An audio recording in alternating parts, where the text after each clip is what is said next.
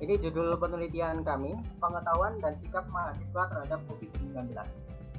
Pada penelitian ini kami melibatkan beberapa dosen di Prodi Pendidikan Ilmu antara lain Pak Utama, Budian Fatmawati, Pak Fuad Jayam Harja, Pak Muhammad Mirza Nuryadi, Pak Dwi Setiawan, dan Pak Atok Misal.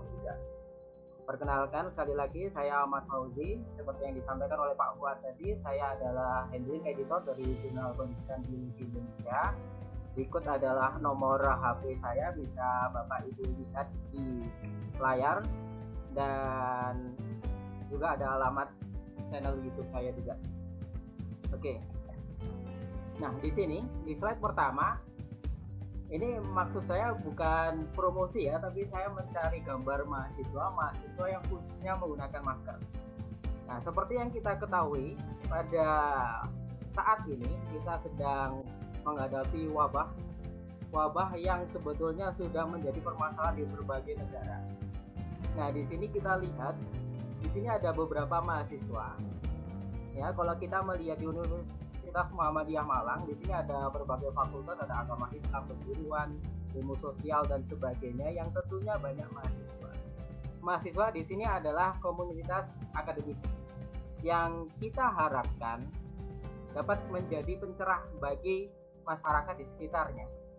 Nah, di kondisi wabah seperti ini, sebetulnya mahasiswa diharapkan memiliki literasi yang baik, memiliki pengetahuan yang baik terkait COVID, memiliki sikap yang baik juga terkait COVID, dan praktik yang baik juga terhadap COVID.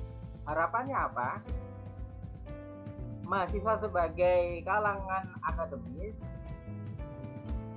bisa memberi pencerahan, bisa memberi informasi yang tepat terkait COVID ini. Tidak menakut-nakuti, tapi juga tidak menganggap remeh. Karena bisa saja mahasiswa-mahasiswa di lingkungan sekitarnya nanti bisa menjadi pencontohan. Tidak hanya mahasiswa, guru-guru, Bapak Ibu peserta yang dari guru, bahkan yang dari dosen pun juga harus seperti ini.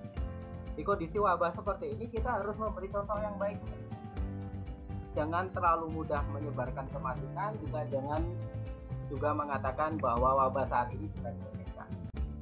Nah, selanjutnya, seperti yang saya katakan tadi, sekarang kita di kondisi wabah penyakit yang disebabkan oleh wabah penyakit yang kita kenal sebagai COVID-19.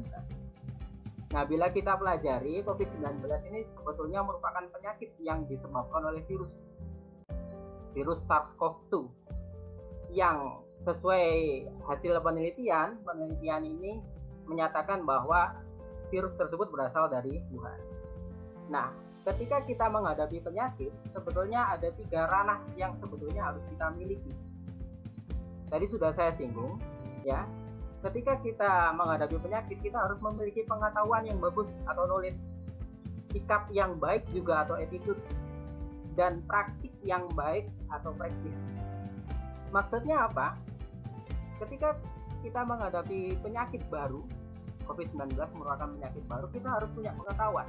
Penyakit ini disebabkan oleh apa, bagaimana cara transmisinya, bagaimana seseorang dapat terjangkit, bagaimana cara mencegahnya. Nah, pengetahuan seperti ini mungkin kalau bagi masyarakat awam tidak semuanya paham. Tapi bagi mahasiswa, dosen, atau guru, sebaiknya pengetahuan-pengetahuan semacam ini harus diketahui, karena ini bisa digunakan sebagai dasar untuk sharing ke orang-orang lain.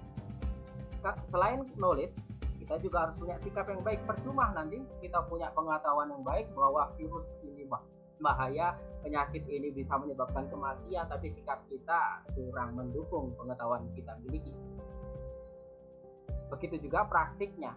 Kita tahu virus itu bahaya, tapi kita sering keluar meskipun tidak ada kepentingan yang besar.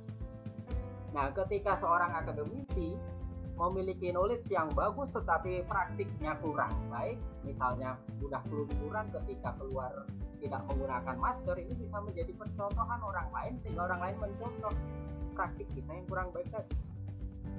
Sebetulnya itu yang tidak kita harapkan. Nah, kembali lagi ke hasil penelitian yang telah kami lakukan. Nah, penelitian yang kami lakukan telah melibatkan responden sebanyak lebih dari 500 mahasiswa. Di layar ini bisa Bapak Ibu lihat. kami melibatkan mahasiswa dari 6 angkatan dari 2016 hingga 2019. Angkatan tahun sudah mengikuti perkuliahan 1 tahun hingga 4 tahun. Kemudian dari responden ini kebanyakan adalah wanita, karena memang saat ini mayoritas mahasiswa memang kaum hawa ya. Nah, ketika kami mengambil data yang kami kumpulkan berkaitan dengan knowledge dan attitude mereka terhadap COVID, di sini kita lihat terlebih dahulu data terkait profil perolehan informasi tentang COVID. Ternyata sebagian besar 91% mahasiswa, khususnya mahasiswa di UMM itu tidak pernah mendengar COVID-19 sebelum masuk Indonesia.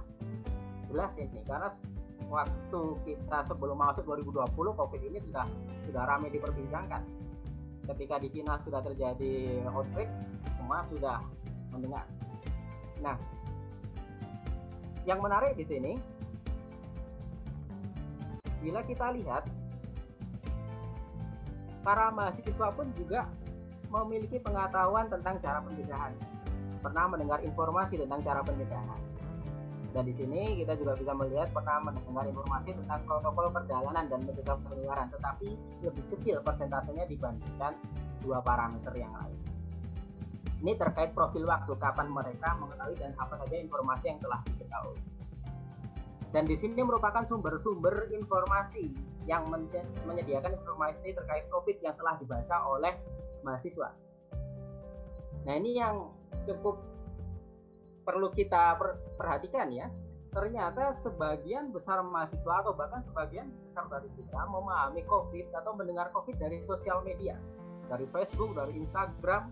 Di sini mencapai 60% responden mendengar COVID dari sosial media. Untungnya para mahasiswa tersebut paham bahwa sosial media tersebut belum tentu bisa dipercaya 100%. Oleh karena itu ketika kami tanyakan sumber mana saja yang dapat mereka percaya, mereka lebih mempercayai tenaga kesehatan.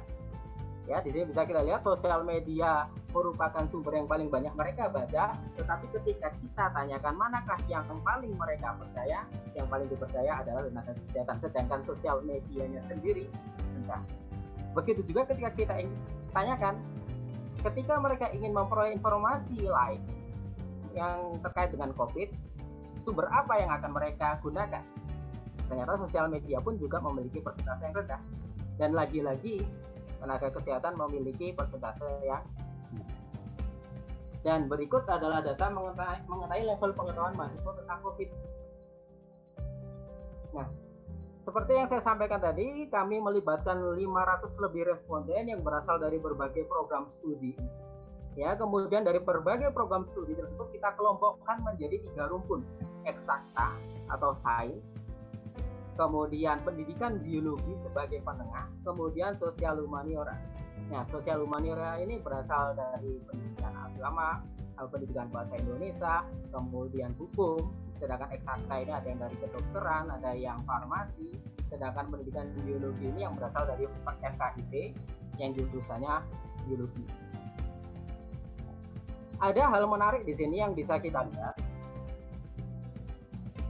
Di sini sebagian besar responden kita sudah paham bahwa semua orang dapat terjangkit oleh SARS-CoV-2 sehingga bisa menyebabkan penyakit COVID-19. Tetapi yang perlu kita perhatikan di sini, ternyata ketika kita analisis lebih lanjut, banyak mahasiswa, baik yang dari pendidikan biologi maupun yang dari eksakta, belum paham peranan vaksin. Nah, kalau kita tahu vaksin itu sebetulnya untuk mencegah. Ya, sampai saat ini kita tahu bahwa vaksin masih dikembangkan oleh berbagai negara, Israel, Amerika, kemudian kemarin juga ada kabar dari China juga. Nah, vaksin itu sebetulnya berasal dari virus itu sendiri yang sudah dilemahkan atau bagian dari virus yang digunakan untuk apa? Digunakan untuk mencegah. Nah, permasalahannya kebanyakan mahasiswa masih mengira vaksin untuk pengobatan. Sehingga di sini sebagian besar dari mereka memberi jawaban yang kurang tepat terkait peranan vaksin. Di sisi lain, antivirus pun juga mereka juga kurang paham apa peranan antivirus? Ketika kami tanyakan apakah antivirus dapat mencegah terjangkitnya COVID, sebagian besar responden mengatakan iya. Padahal antivirus itu untuk mengobati dan untuk mencegah. Kemudian di sini bisa Bapak Ibu baca ada berbagai parameter yang kita tanyakan, misalkan dampak ketika kita mengikuti penguburan jenazah pasien, dampak ketika seorang terkena cairan tubuh pasien, dan peluang kesembuhan pasien. Nah, alhamdulillahnya responden kita sebagian besar tahu ketika seseorang terjangkit COVID, mereka jangan disimpulkan tidak bisa sembuh. Sebetulnya masih memiliki peluang kesembuhan yang baik. Kemudian, nah di sini kemudian kita lihat ternyata setelah kita kalkulasi, sebagian kecil mahasiswa yang pengetahuannya terkait COVID bagus itu hanya sebagian kecil. Kita lihat dari rumpun eksakta hanya 6% yang pengetahuannya baik. Dari pendidikan biologi hanya 4%. Dan dari sosial hanya 5% yang literasinya atau pengetahuan tentang COVID-nya ini tinggi. Nah, ini menjadi catatan bagi kita, khususnya bagi institusi pendidikan, bagaimana caranya kita meningkatkan pengetahuan ke mahasiswa kita terkait COVID. Salah satu caranya bagaimana? Berilah tugas terkait COVID. Misalkan kalau guru seperti itu atau kalau dosen seperti itu. Dan setelah kita analisis menggunakan uji beda, ANOVA, ternyata memang perbedaan rukun itu memberi pengaruh signifikan.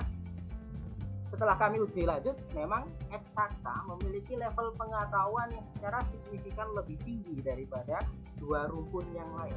Dan sosial memiliki level pengetahuan yang lebih rendah dari pendidikan biologi maupun eksakta. Nah, sekarang kita lihat sikapnya. Tadi kita sudah melihat bagaimana ragam pengetahuan mahasiswa terkait COVID. Sekarang kita lihat sikap. Nah, di sini ada berbagai parameter yang kita tanyakan. Seperti yang saya sampaikan tadi, sikap itu menunjukkan kepercayaan atau pandangan seorang terhadap penyakit. Di sini terhadap COVID-19. Di sini beragam, sama dengan pengetahuan yang tadi, beberapa parameter memiliki hasil yang baik, responden memberikan respon yang positif, tetapi di beberapa parameter yang lain, mahasiswa juga memiliki sikap yang kurang baik. Ini pun juga harus menjadi catatan bagi kita. Bila kita lihat di tabel 6 ini, tabel sikap mahasiswa. Nah, di sini kita bisa lihat mana sih parameter yang responden memiliki persentase negatif yang tinggi. Contohnya ini, parameter pengobatan spiritual tidak dapat mengobati pasien. Ini statement yang kita sampaikan kepada para responden. Pengobatan spiritual tidak dapat mengobati pasien. Namun ternyata sebagian responden menyatakan pernyataan ini kurang tepat. Nah, kalau dari sisi medis belum ada informasi terkait bagaimana pengobatan spiritual bisa mengobati. Maka sikap kita sebetulnya kita harus percaya bahwa memang mungkin ada keajaiban seorang bisa sembuh, tetapi untuk pengobatannya kita juga harus mengandalkan medis. Tapi tetap juga harus berdoa.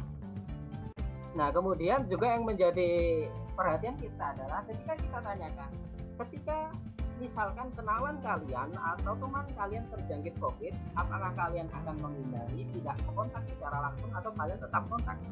Nah, ternyata banyak dari responden yang menyatakan, ya saya akan tetap kontak, tapi minimalisasi kontak saya dengan teman saya tersebut.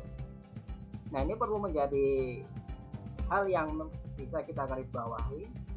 Ketika ada orang yang terjangkit, sebaiknya kita menghindari kontak terlebih dahulu. Kenapa? Karena lebih baik mencegah. Tetapi jangan sampai meskipun kita tidak berkomunikasi dengan mereka, jangan sampai kita membunuh mereka. Yang betul kita harus mensupport, tapi kita minimalisasi kontak fisik secara langsung, komunikasi langsung, bertemu langsung, itu yang perlu kita minimalisasi. Dan setelah kita kalkulasi, nah, ini berbeda dengan level pengetahuan tadi. kalau kita lihat tadi di level pengetahuan, sebagian besar mahasiswa itu pengetahuannya sedang atau rendah. Yang pengetahuannya tinggi hanya minoritas. Tetapi ketika kita kalkulasi, ternyata di ranah sikap, sebagian besar mahasiswa itu sudah memiliki sikap yang baik, yang tinggi, baik di eksakta, pendidikan biologi, dan sosial. Dan ketika kita uji beda lagi, ternyata memang rumpun itu juga memberi pengaruh signifikan terhadap level sikap mahasiswa. Lagi-lagi rumpun eksakta memiliki sikap yang secara signifikan lebih tinggi dari sosial. Nah, di sisi lain, pendidikan biologi, meskipun mahasiswa pendidikan biologi memiliki sikap yang lebih rendah dari eksakta, tetapi secara statistik, eksakta dan pendidikan biologi tidak berbeda signifikan. Oke, seperti yang saya sampaikan tadi, kami telah melakukan penelitian terkait pengetahuan dan sikap mahasiswa terhadap COVID, dan data-data tersebut, data-data yang sudah saya sampaikan tadi, alhamdulillah sudah kami submit ke artikel jurnal, dan salah satu artikel yang kami kirimkan ke jurnal berjudul seperti ini, Exploring COVID-19 Literacy Level Among Biology Teacher Candidates. Jadinya di artikel pertama ini kami khususkan respondennya dari pendidikan biologi, dan alhamdulillah artikel ini sudah accepted di jurnal Scopus di Turki. Kemudian kami tidak hanya menghasilkan satu naskah, tapi 2 naskah. Naskah yang kedua ini masih proses, sudah kami submit ke Q2 di Journal of Basic Science Education, dan sekarang masih proses review dari editor. Nah, sekarang apa yang bisa Anda lakukan selanjutnya? Oke, sebetulnya kalau kita berbicara COVID, masih banyak hal yang bisa kita bicarakan, masih banyak hal yang perlu kita teliti. Tidak hanya pengetahuan mahasiswa terkait penyakit ini, bagaimana cara transmisinya, tidak hanya sikap mereka untuk menghindari penyakit ini biar tidak tertular, tetapi juga berbagai hal yang mendukung agar penyebaran penyakit ini tidak terlalu tinggi. Salah satunya, saya beri satu contoh aja terkait penggunaan masker. Nah, masker, saya ingatkan lagi, penggunaan masker itu sebetulnya tujuan utamanya adalah mencegah seseorang yang terjangkit penyakit untuk menularkan penyakit tersebut kepada orang lain. Jadinya masker itu tujuan utamanya bukan mencegah kita tertular orang lain, tapi mencegah orang lain tertular dari kita. Nah, pengetahuan semacam ini itu masih rendah, banyak yang kurang paham terkait. Ini bisa nanti Bapak Ibu lakukan penelitian. Difokuskan saja penggunaan masker, sikap mahasiswa menggunakan masker, praktik mereka seperti apa, dan pengetahuan mereka terkait.